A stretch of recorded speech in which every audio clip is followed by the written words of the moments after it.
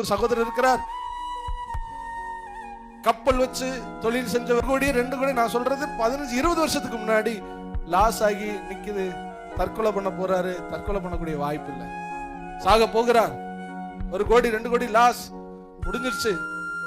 ரூமை பூட்டிட்டு தற்கொலை பண்ண போறாரு. ஒருத்தன் தட்டுறான், கயிறெல்லாம் சுத்தி வச்சுட்டு வந்தா சம்பள காசு அப்படிங்க, போ தர்றேன். சாக கூட விட மாட்டேங்கான்னு சொல்லிட்டு திரும்ப போய் பாத்ரூம்ல போய் ஒரு பிளேடை எடுத்துட்டு போய் கரன்னு அறுத்து செத்துறணும், கடன் பிரச்சனை இல்லைன்னு உள்ள போய் அறுக்க போனா அங்க ஒருத்தன் வந்துட்டுறான், என் துணியெல்லாம் உள்ள இருக்க துவைச்சிட்டு வர்றேன், சாக கூட விட மாட்டேங்கான்னு சொல்லும் போது ஆண்டவரை தேடி நான் ஒரு கடற்கரைக்கு போகும்போது ஆண்டவரை பத்தி சொல்றவங்க வந்தாங்க. அந்த கண்மலையாகிய இயேசுவை அவர் ஏற்றுக்கொண்டார். ஜபம் பண்ணிக்கிட்டு இருக்கும் போதே இயேசுவை ஏத்துக்கிறங்க, உங்க கடன் பிரச்சனை மாறுன்னு சொல்லும் போது சிரிச்சாரு.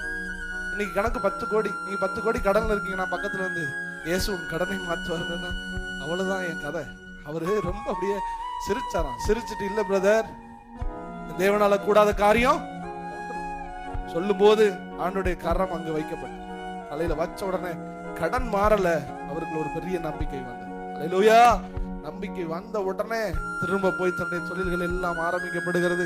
அவர் சில நாட்களிலே சில கடன்கள் மன்னிக்கப்பட்டு சில நாட்களிலே உயர்வடைந்து இன்னைக்கு இப்போபே அப்படின்னு ஜிபே மாதிரி இப்போபேன்னு ஒரு ஜிபே போல போன்பே போல ஒரு நிறுவனம் இருக்கிறது. அவர் தான் அதோடைய ஓனர். அல்லேலூயா. இப்ப வீட்டுக்கு போனாரும் BMW கார் அவர் வீட்டுல நிற்கும். எங்களோடு கூட அவர் ஊழியத்துக்கு வருவார். கர்த்தருடைய கடனை மாற்றினார். கர்த்தர் சில கடன்களை மன்னிக்க செய்தார். அதிலிருந்து கர்த்தர் ஒரு உயர்வை தந்து இன்னைக்கு ஆண்டவர் நிறுத்தி வச்சிருக்கிறார். தேவனால் கூடாத காரியம். நமக்கு இன்னைக்கு 10 கோடி கடன் இல்லையே, சின்ன சின்ன பிரச்சனைகள் தானே. ஆனா ஏசப்பா நம்மளால மாத்த முடியும். நம்மளை மாத்த முடியும். எத்தனை நம்புறீங்க?